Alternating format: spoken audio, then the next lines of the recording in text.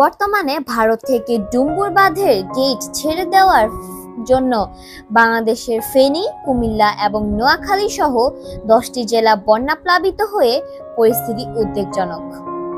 বর্তমানে ফেনী, কুমিল্লা এবং নোয়াখালীর মানুষ এবং পরিবেশের অবস্থা খুবই সংকটজনক।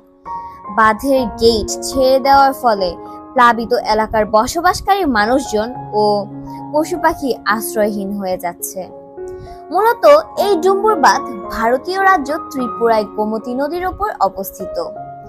এই বাঁধটি গোমতী নদীর পানি সংরক্ষণ এবং সেচ, বিদ্যুৎ উৎপাদন এবং জল নিয়ন্ত্রণের উদ্দেশ্যে নির্মিত।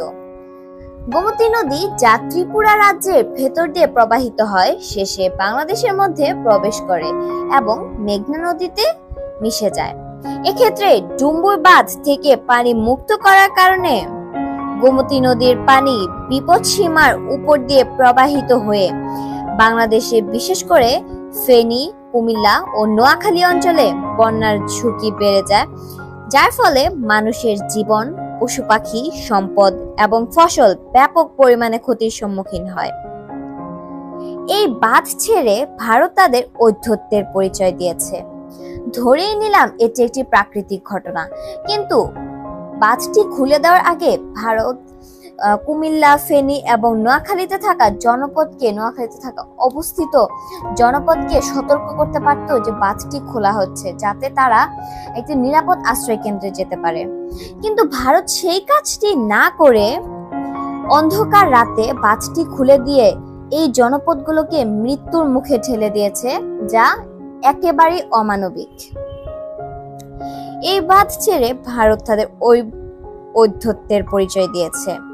ডুম্বুর বাঁধ খুলে দিয়ে তারা আমাদের দেশে বন্যা ডেকে এনেছে এবং আমাদের মানুষকে মৃত্যুর মুখে ঠেলে দিয়েছে। এটি কি আসলে একটি স্রেফ দুর্ঘটনা, নাকি এটাই তাদের আসল চেহারা? অনেক মানুষ আজ খাবারের জন্য হাহাকার করছে। তাদের ঘর নেই, খাবার নেই, নেই কোনো নিরাপত্তা। এই চিত্র আমাদের চোখে শুধু জলই আনে না, আমাদের হৃদয়কে ব্যথিত করে তোলে। আজ আমাদের এই অন্ধকার দিনগুলো থেকে আলোর মতো দিনগুলোকে তুলে ধরতে একে অপরকে সাহায্য সহযোগিতায় এগিয়ে যেতে হবে।